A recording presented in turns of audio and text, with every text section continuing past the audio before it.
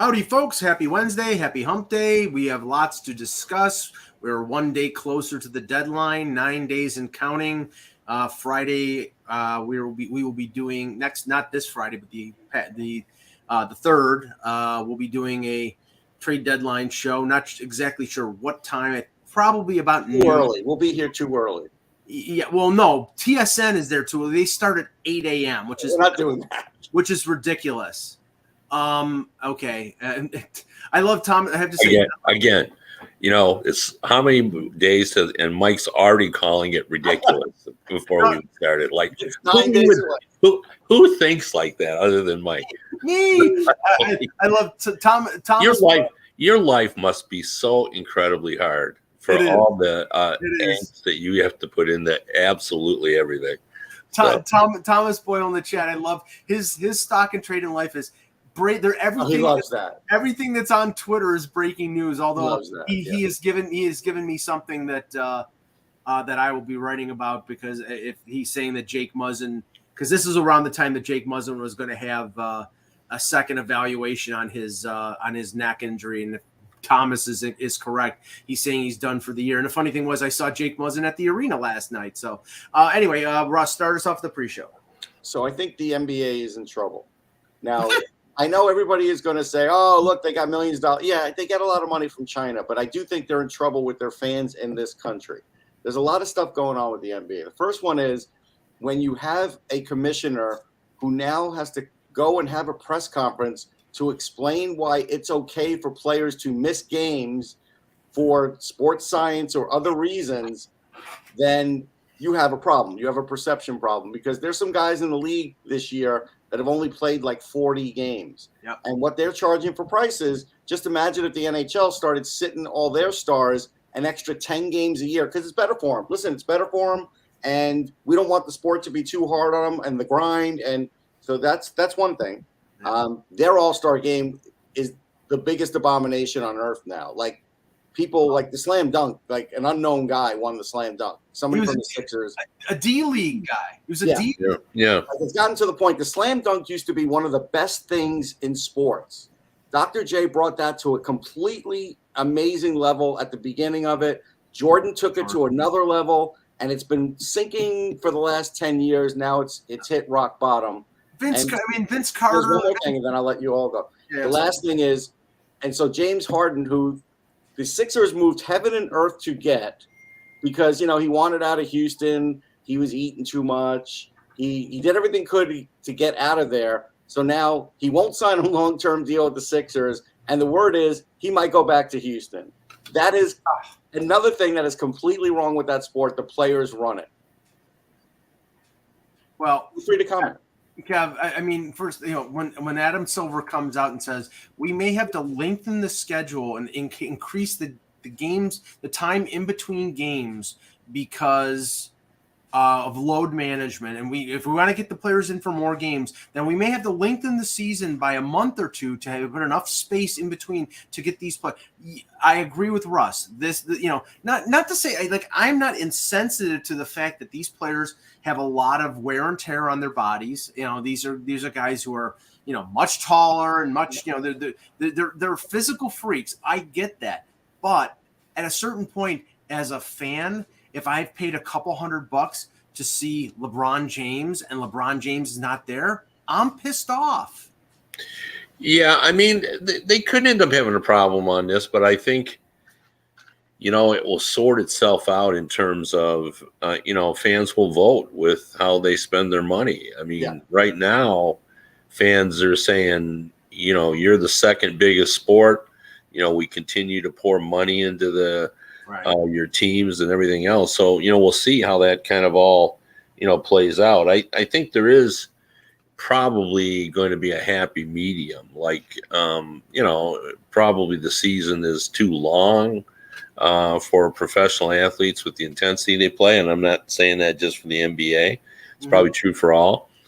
So, it's probably a good idea to look at, what we're doing on that. But, you can't get to the point where nothing irritates fans more than, waiting, when your team doesn't play for 5 days in either the NBA or NHL, even, and in baseball, like if your team is off for a day, like you're going, hey, where's my ball game tonight? So I think eventually, it will play out, and the fans will say. But right now, the NBA is just looking, and they can do no wrong. And the All-Star game is what it is. Like,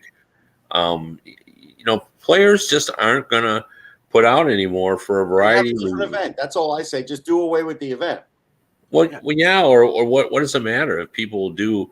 I saw this morning. Don't do slam dunk anymore because there's nobody representing. Russ, again, you're talking about it you personally, but this morning, and I, don't watch All-Star games other than Major League Baseball because that's a fun game.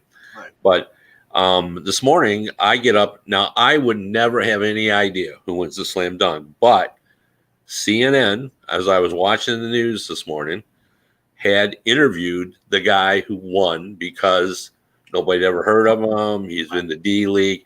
It was a big story. It was a very big story. So for CNN, I think fans were annoyed though. So, well, that may be, but if you're trying to kind of grow your sport and trying to get more attention paid to it, getting on CNN at 7:30 in the morning, is a pretty good deal. Here's my counterpoint to you, Kev. Do you want ECHL guys in the All-Star game? Maybe one of them has the hardest shot. Would that be a great thing? I don't think it's anything to get upset about. You know what I mean? I'm surprised. Here's what I get upset about. I'm surprised it's gotten to the point where the commissioner basically lets all these players off the hook. Like, part of this is part of what you sign on for. This is the corporate arm of the NBA. This is how we make money with sponsors and everything. And you're not even giving me a chance to show half of my best product out there. Yeah, but they're not going to do it because it's the same thing with Connor McDavid's not going to be in the fastest skater because he showed up. He can't win. You know what I mean? Sure, but he showed up. Even if he wins, he doesn't win. Right. Yeah. So he's not going to do it, and then it's the threat of injury. Now obviously the NHL does make their players go. Yeah. So and the NBA should probably do that as well. But I have to say honestly, everything is sort of going the way of people with my mindset. I mean, I agree. I love the Major League Baseball All-Star game because it is an actual game, and it's not overly taxing on the players, and you shuffle players in and out, and you can I think the rule is now you can even bring players back in if there's a shortage like there was. Correct. No more ties. Right, no more ties. But the Pro Bowl has been a joke for in the NFL for years. It was a vacation going to Hawaii, and these guys, half of them, some of them were drinking beers on the sideline and whatever. It's and people would beg off of the game. And hockey's All-Star game. I refuse to watch it.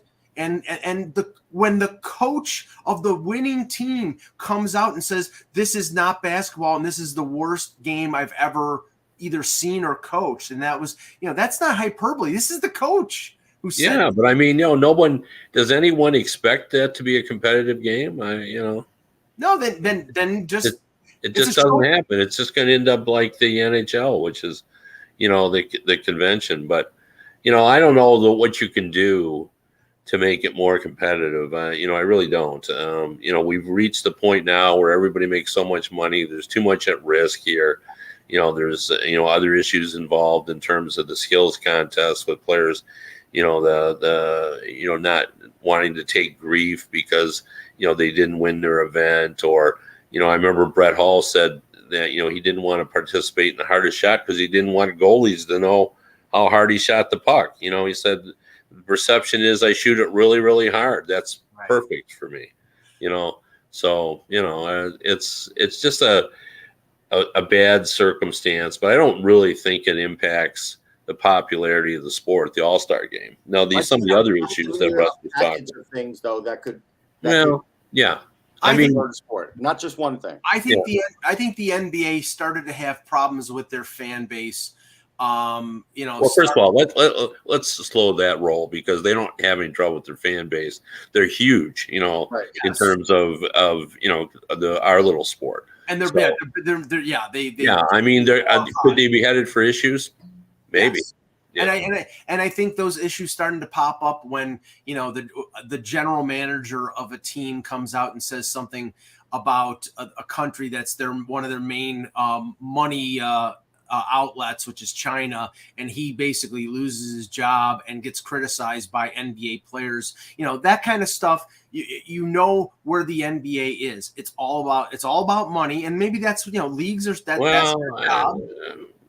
Yes and no. I mean, there are certainly some players and some coaches associated with the NBA who speak their mind and don't receive any issues over it.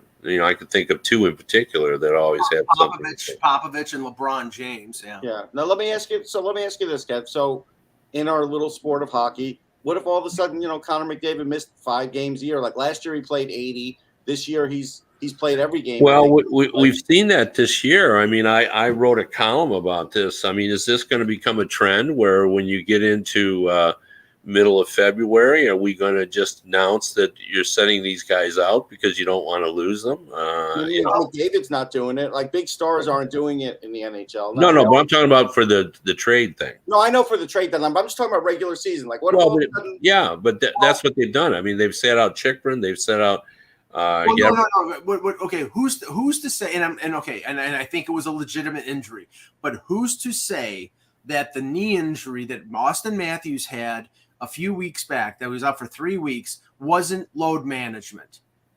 What's to stop a team from saying there's an injury, but really they're just load managing the guy, and you'll never know that it's not. But they do that all the time, and they even say they're doing that. We're going to err on the side of caution. That's the phrase that says that is the phrase. That's true. They say that all the time, so it's not like they haven't acknowledged that they do that. Right. We're going to we're into 2 to 4 weeks. Like we've had multiple times this year we're covering the Detroit Red Wings when they said, he's getting close, but we're just going to really make sure. Could he have played? Yes, but they want to make sure that he's okay. So they have been doing that for a while, but not to the extent that we're talking about with the NBA. Where you're going to set the guy out. And to be honest, I have long advocated doing that with rookies. Like I think it would be a better situation, and I've explained my reasoning for that with what happened with Steven Stamkos. That once they started playing him after Milrose lost his job, and I believe it was Tocchet, whoever it was came in, and he started playing him like 2 games on and then 1 game off, and then getting in the weight room. Like they would be better off if they treated rookies like that. And, the argument you make is, if you're in a high profile profession like the legal, you don't make a guy go in and argue a case in his first year. You ease them into it. And we don't do that in professional sports. We just throw the guy in and say, all right, go at it. But how come Crosby and Malkin can play every game this season, but now NBA guys can't? Like I believe the NHL is more taxing than the NBA. Yeah. Well, I don't know. It depends. I don't know because it depends on who you are. Like NBA stars play 35 to 40 minutes a game, and whereas hockey players play at max 25. Yeah, that's the point I was going to make. And then some of the guys only play 13. Right. Like it's a little. I mean, how many of you have had readers that say to you, I find it really interesting that they, players talk about, playing 3 nights and 4 or 3 games and 4 nights, and I look and the guy played 36 minutes total over the 3 games. Right. So an NBA guy, when he drops back, he's barely playing defense too. Well, so that's how they. Well, I mean, I don't want to. I mean, you're right. That's how I feel too. But you know what I mean. So. Let's do the intro, and then I got a thing to start us off. Eck will be joining us shortly. Hello, Hockey World. Today is Wednesday, February 22nd, 2023. I'm Russ Cohen from Sportsology. Kevin Allen. And I'm Michael Agello, and this is the Hockey Buzzcast here on HockeyBuzz.com.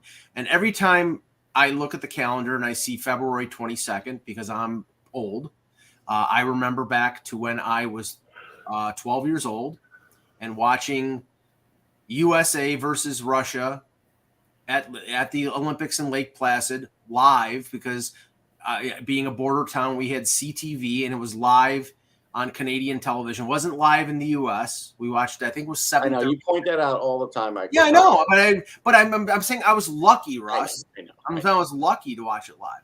Now, and we were talking about it last night after the game. A couple of reporters were talking about it, and it was either Don Chevrier or I can't remember, but who's the announcer.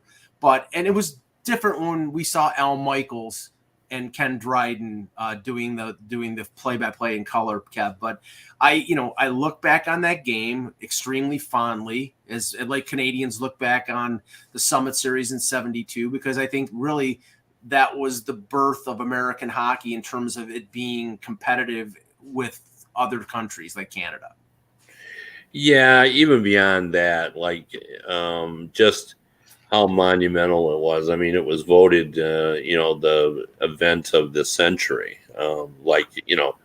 Of all the things that we could have had, because a lot of great things happened, in the 20th century.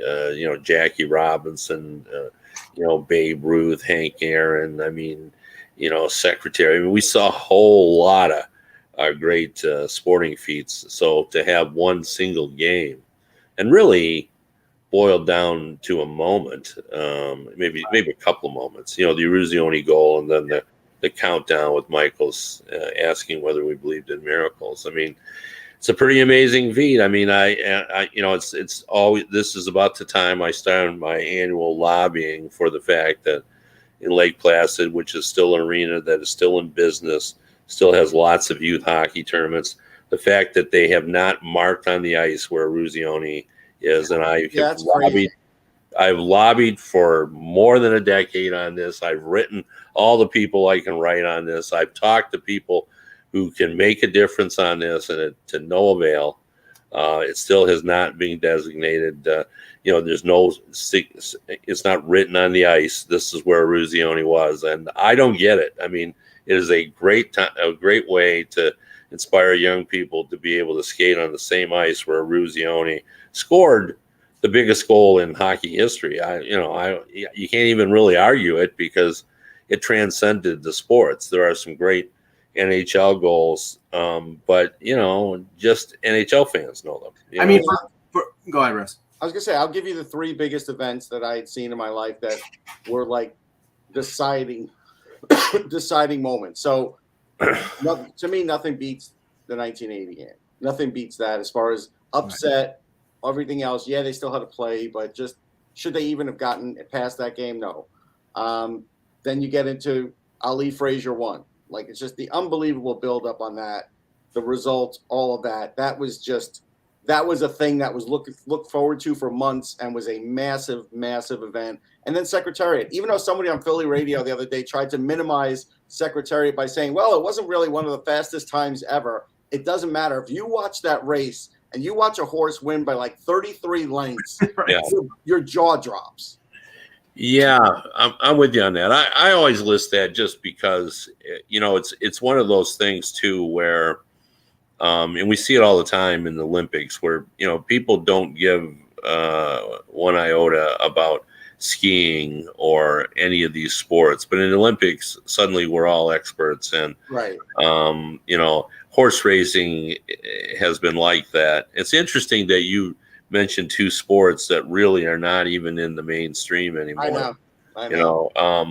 But it is true. I mean, in my generation, Muhammad Ali was one of the greatest athletes of the century.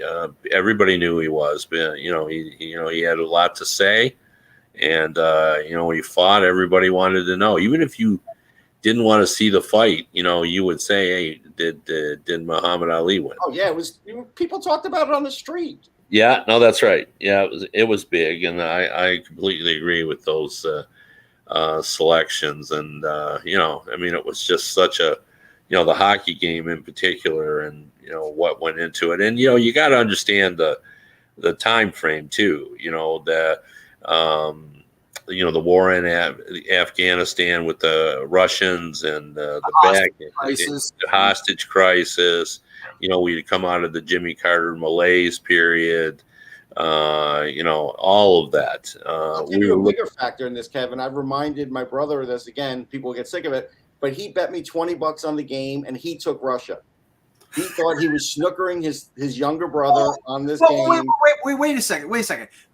What did they beat them at Madison Square Garden? 8-1? No, it was worse than that. Yeah. But again, my brother figured, it's an easy $20. Yeah, I'll make that bet. And I took the U.S. Yeah. Sucker. Well, imagine now, that we didn't have betting like we do now. Like today, oh, the a odds lot of people would have gotten rich off that. Yeah. Russia minus 3.5 goals. Yeah. Yeah.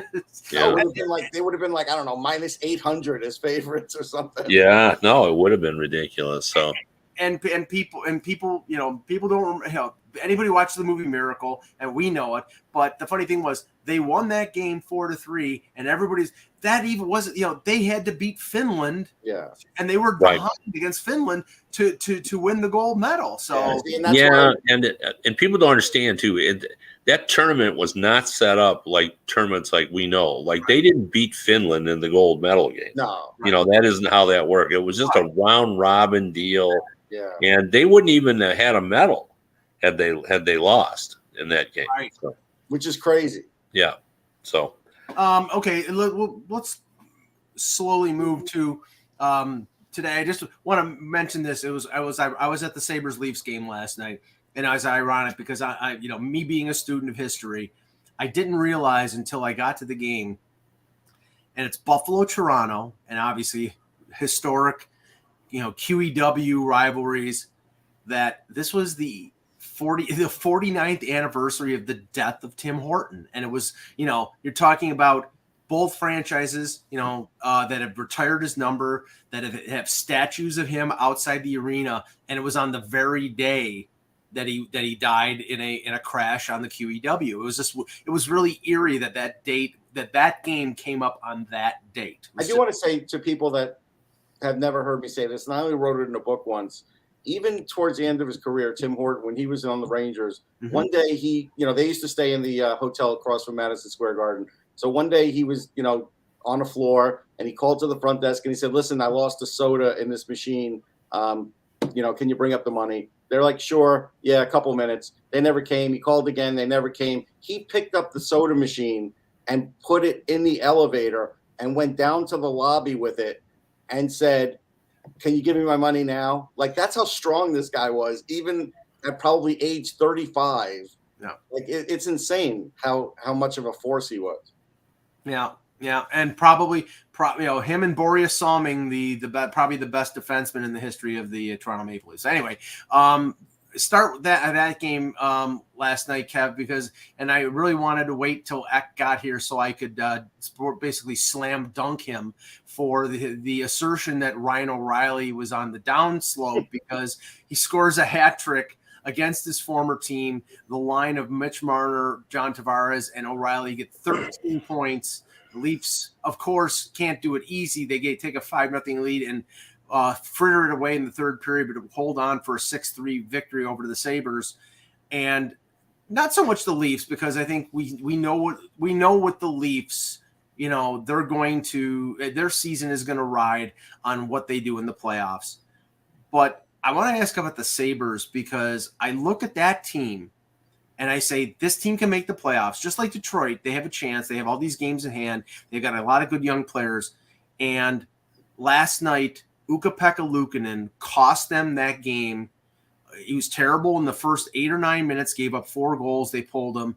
And I was talking to other reporters, and they're just saying, if this team gets a goalie, even a decent goalie, they have a really good chance of making the playoffs. And I don't understand, maybe Kevin Adams is doing it behind the scenes, but if he's not, he should be doing it. Yeah, I don't know what the option is. I mean, unless it's, I know you believe in Korpisalo just because he has good history in the playoffs, but I've asked about this around the league, and I always get back. Like, what is your solution? Do you think James Reimer is the answer, or Korpisalo? I mean, Reimer would help him, though. To be honest, I mean, I think it would be an upgrade. I don't know that it would be enough. They can't play Craig Anderson every game, so they just need an upgrade where they can win on those other days that their backup is losing, and I think they're going to get one. And I think as much as I don't like James Reimer, I would take the trade because it's an upgrade. Well, it won't cost them a lot. That's the big thing. So, and apparently they want something for Korpisalo, which I'm stunned by because, I mean, I know his history in the playoffs, but I just have never been real impressed with him. Does he have another year on his contract? Is that no? He's a UFA. No, UFA. Yeah, I'm surprised at that then. Yeah, $1.3 million, and he's a UFA. And I mean, the report has been that they want like a second or a third round pick. And I've heard it's a second, so which to me seems a little high. Yeah, I think they're reading the market, Kevin. They know that the only other options out there, goaltender wise, are Anton Khudobin, who's in the AHL. I don't even think he's an option. No, I don't think he is either. No, it's his contract I believe it's over $2 million. Yeah, I would say this. Or the three? Okay, yeah. Because when I've asked about him, people saying his contract is prohibitive. So I would say this: a second seems high, and it is high. But if that's what's standing between you and playoff revenue, right? I don't think that's getting them in the playoffs. I don't know. I mean, how many games have they lost with their other goalies? I'm sure it's a lot. Yeah, I mean, they're a great offensive team. The one thing about Adam Siller, you're a super Sabres fan. Tell me how many points they've lost with their backup goalies, and get back to me. Yeah, let us know on that. I just don't know that they're ready. I think they're still sloppy defensively when I've seen them play. They've got an incredible offense. Like, not only is it productive, but it's entertaining as hell. You watch the Sabres play. You're always on the verge of scoring a goal. That's the way it feels. Well, that was the thing last night. They came off a West Coast road trip, and as we all know, as experienced fans or observers or reporters in this game, and when a team comes back from a long road trip, usually the first game is a dog, and they were down 5-0. The Leafs jumped on them. And then they scored 3 goals in the third period. They seemed to get their legs. Their goaltending was stabilized with Anderson, and everybody in the press box was just waiting for Toronto to give up that game because in Buffalo that's what they normally do. But I think there's a lot of offensive talent with the Sabres. I think they have a really good opportunity to get into the playoffs. They have 5 games in hand on the Islanders, and I think on Washington too. So they could make up a lot of ground, but they have to win those games. And right now they're, especially at home, they're stumbling. So, but Detroit, Kev, they had a nice victory yesterday, and I think that there's some enthusiasm right now with the Red Wings and where they're going. Oh, for sure. I mean, they've got a shot to be sure. And it's kind of all come together. They've gotten healthy at the right time. Before we move away from that Buffalo Toronto game, I want to bring this up because only because I didn't know this had happened, and I bet there are a lot of fans that don't know this either. The Maple Leafs now have reached the point where their defensive numbers are now better than their offensive numbers. And for example, they are 6th in goals against average, and they're 7th in goals scored per game, which is, to me, pretty remarkable. That have reached that point, and really speaks to how well, which we've talked about on the show, those younger players have kind of come together and sort of solidified that defensive group. So, I think everybody's aware that their defense has sort of kind of come together, but I think most people would shocked to know that they're actually playing better defensively than they are. I did find something. So there's an article here on Fansided by a guy named Cyan Fox who looked at Eric Comrie's starts and said basically at this point, which was a month ago, for 12 games he had 4 quality starts, 4 really bad starts, and then the rest were just below average quality. So you figure you add those numbers up. That's a big reason I think why they are where they are. What do you think of the and I'm asking this because I'm kind of torn on it myself, on the quality start stat in hockey? Like, I don't think it measures up to baseball. It may not be a perfect stat, but I think when you look at a team's problem and you look at a guy and you see he's not having a good year, I think you could, give it a 30 or 40% grain of salt with that. Some of it's on the defense too. It is. I'm not going to defend Buffalo's goaltending because This No. hasn't been No, any some good. of it on the defense. Some of it is. But it's just to show you that they really haven't had a legitimate backup all year. Yeah, No, no. they haven't had a legitimate starter all year. That's the problem. They have two backups. Comrie could be a backup, and Anderson playing once a week as a back. I mean, that's what Anderson is limited to once a week. So I mean, that's the problem. They don't have. He's not a starter. Luukkonen is not. He's at least he's not a consistent starter, and I think this team is a consistent starter away from being a playoff team. Now, the thing that you mentioned, Kev, I was talking to a scout yesterday, and he had an observation on Morgan Riley, saying that Morgan Riley's sort of most veteran defensemen, as they get older, they get better defensively.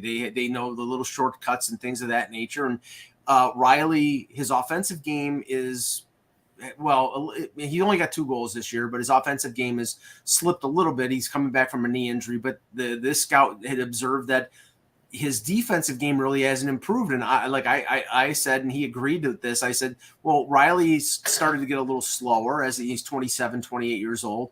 And he was using his speed, his great skating, to sort of position himself to be able to play defensively. And if he's starting to lose his speed, he's got to sort of learn how to play the game a little better. And right now, maybe he's in that transition phase where he hasn't learned that he has to be a better positionally. So he's their number 1 defenseman. And guys like Giordano and Brody are the ones who are playing mucho minutes because they know what to do defensively. I mean, I'm still questioning, and I will question until they actually do it, whether they can beat Tampa, because I look at Tampa and that team is just absolutely loaded. Yeah, but I do think, if you can get, historically, if you can get both your offense, your defense in the top 10, and I don't know, the Maple Leafs, have they been in this position before where they've had their defense ranked as strongly as it is this season? I don't recall that they did. Probably 2004. So it wasn't as strong back then. I mean, and that was when they got Leach from the Rangers. No, yeah. I mean they were decent.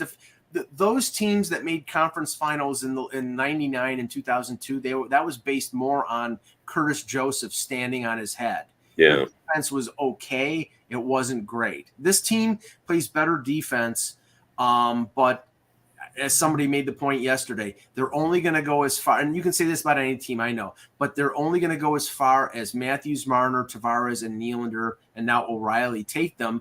And the history here is over the last 6 years that core has been there. When it counted, they didn't show up. And they're hoping that with the experience now, they're all in their mid-20s, except for Tavares, who's in his early 30s, that they actually do show up. And we'll see. I mean, like I said, didn't show up sounds. I'm not saying sophomore. They weren't good enough. They weren't good enough. Yes. Yeah, because we're not playing Pee Wee hockey here, right? So. Now let's switch to some of the deadline chatter, because Kevin's really, like, right now it almost seems like a game of chicken, because first we had Gavrikov. We'll stick with Gavrikov here first. Gavrikov was shut down for trade-related reasons. Now, but the deal didn't happen. Now there's chatter out there about a deal with Boston, but it hasn't happened yet. I mean, I know that this is standard operating procedure for the deadline, but it just seems that everybody is stuck in the mud right now more than usual. Well, I do think that Boston has been in on him for a long time. But I think I think this could end up being a new trend, that teams start pulling out their players so they don't risk any injury. Before, you'd do it the day when you thought it was going to happen, but it's pretty clear that, now they're doing it, just early enough if they think they're even in the, ballpark for getting a deal done,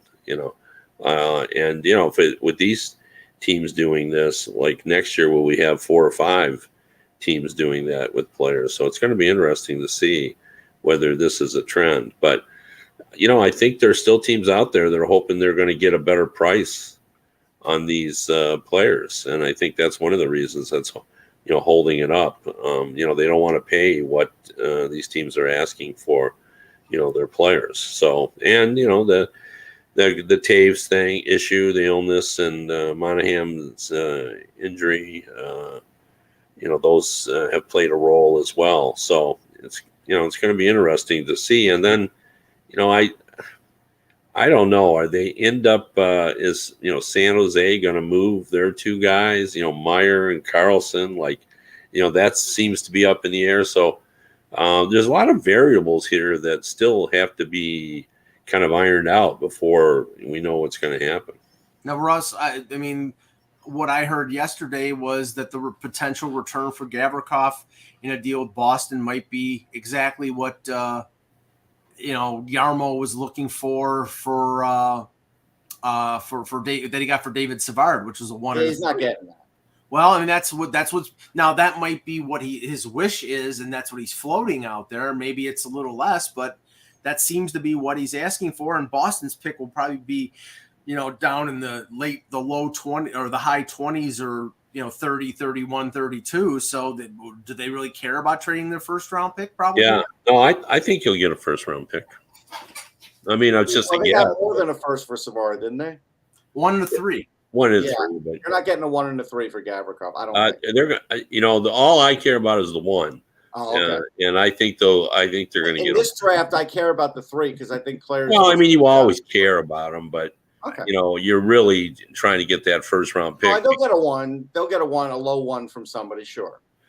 Yeah, and that that's the issue too. I mean, ones just seemed we don't give them the same respect that we used to give them, just because they're usually the ones being dealt are near the bottom of the first round.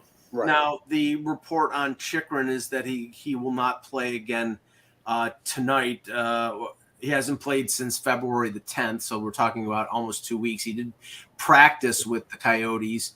Again, I don't know if the league can do anything, Kev, about the situation. No.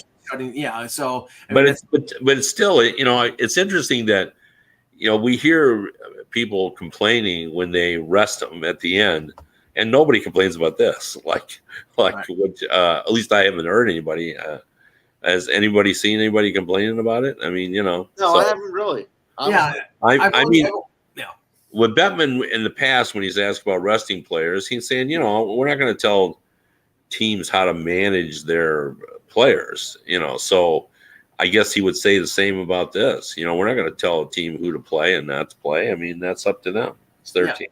But Gary's the same guy said that there's no tanking going on. So yeah. Again, I think he's arguing semantics, but what's he going to say? Oh yeah, everybody's tanking. Yeah. He's a lawyer. Right. What's he going to say? First and foremost, he's. Can you imagine? Can you imagine? You've made fun of him for saying nobody tanks, but you can imagine what you'd say if Gary Bettman came and admitted that teams were tanking in the NHL and the uproar it would have caused. Can you see the headline? Commissioner says several of my teams are tanking. Oh, it would be a massive story. Yeah, it would have been a massive story. So what he can't win when he answers that question. He can't win on this one. Yeah. Now, a team that has been on the bubble, and we talked about a little bit yesterday, and wondered about what's going on with the Nashville Predators. If their playoff hopes were on the critical list, they may be done now because they lose Ryan Johansson, and it appears it's a long-term injury. They didn't specify, but I heard it was a skate cut. So he was in a boot after the game yesterday, and they're saying he's going to have surgery. So it sounds like a long-term thing, Kevin. I know Johansson was not having a great year, but still. Yeah, I mean, they might actually be better without him.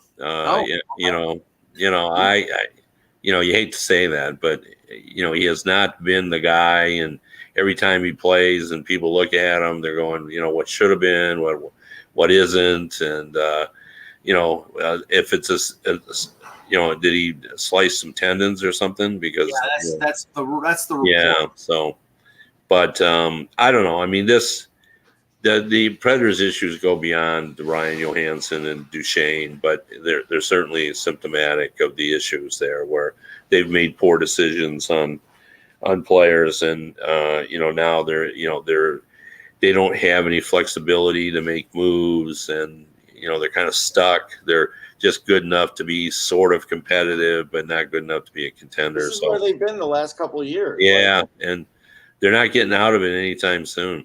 No. Now, we were talking before the show about Patrick Kane and the goal that he scored that ended up being waived as a no goal because now I saw it explained this morning. The clock showed 0.1 seconds remaining, but the green light was on as the puck was still out of the net. So official time and the time on the scoreboard or the time on TV were not synced up, and it was 1/10 of a second. And normally that doesn't mean anything, but in a situation where a player is on a breakaway and scores, it did matter, and they ended up going to Toronto and waving it. No, it would have been a fitting end if Patrick Kane, that was his last home game, because I guess they play next at home on March the 2nd, and he might be traded by then, Kev. But I mean, if this is the end for Patrick Kane in Chicago, that would have been been like Derek Jeter hitting the game-winning hit in his last game as a Yankee. Sure, no, I agree with you, and he said he's going to end up, from the American hockey program being, if not the best player, he's certainly going to be in the top 3 or 4 of all time. So, it would have been an interesting way to kind of go out. But, yeah, I mean, I still expect, even though there's nothing official happening right now, he hasn't officially said what he wants to do. I still expect that he's going to be playing elsewhere at some point. And, the Blackhawks will eat half his salary, and he'll go and try to win another cup. And I don't know who that'll be, whether it'll be Boston or Colorado or Edmonton, but I think he's going to end up somewhere. Well, I mean, I think the Eck mentioned it yesterday, and Emily Kaplan in her column on ESPN.com said Kane is recalibrating, in terms of where he wants to go. She says, I believe he is asked to explore whether going to the Rangers is still an option. Now, Russ, I don't know how they open up the space, even if. Yeah, I mean, but I think, he's just asking. What I mean? They would have to get rid of somebody on the roster. They would basically have to say, we like Patrick Kane more than somebody else on the roster now that makes it Kako, yeah. Right. Yeah, that's a tough call. I don't think they're going to do that. I understand his. Right, I do too. Russ is 100% right on this. Yeah, I don't blame his desire because and the Rangers, probably are going to say no, but maybe they look at their roster and maybe they dislike somebody more than we know they do. Yeah, so they're going to make him at least look at their situation, and then that's fine. The weird thing about Kane is, when I was in attendance for this, he scores a Stanley Cup winning goal that nobody knew was a goal. And then he scores a potential game-winning goal here that wasn't a goal. Like, only Patrick Kane can have these bizarre goals.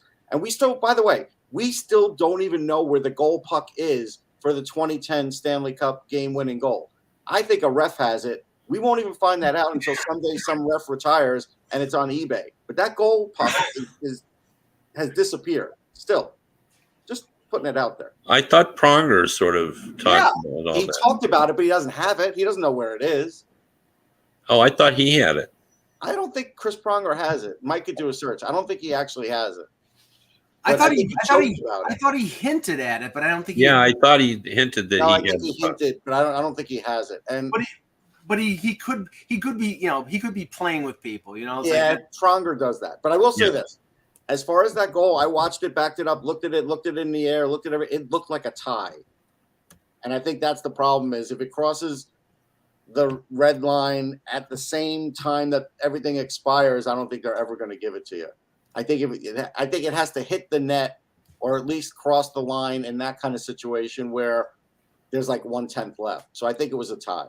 That's the best I could do on that. So I didn't blame them. I just feel bad because the players are celebrating on the ice. They put on TV, it's a game-winning goal. Like, it is bizarre. Yeah, so I mean, is there a way? Look, we should ask the question, Kev. Is there a way to sync up the clock, television to the arena? It does. It's the 21st. Yeah, century. I think they do that in the NFL, don't they? I think they do.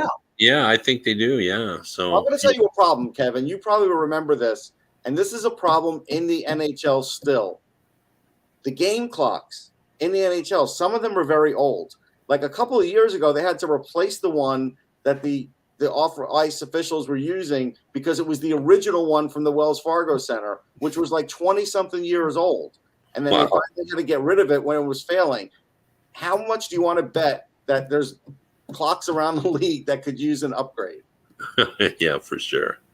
Yeah, for sure. Yeah. So now we know that the Colorado Avalanche have dealt with a lot of injuries this year. Landeskog is just coming back on the ice. He's not going to return to game action probably for another few weeks at least. But Russ, there has to be a lot of concern about Cale Makar because Makar is out indefinitely with a concussion. He's back in protocol. I think he came back one game after being out with a concussion, and now he's back again. And this is not somebody you should be careful with because this is a franchise player. Yeah, honestly, coming back from a concussion and then getting another one 2 days later, you're getting into very bad, shaky territory, even if he gets cleared. Honestly, I wouldn't play him the rest of the year. I wouldn't.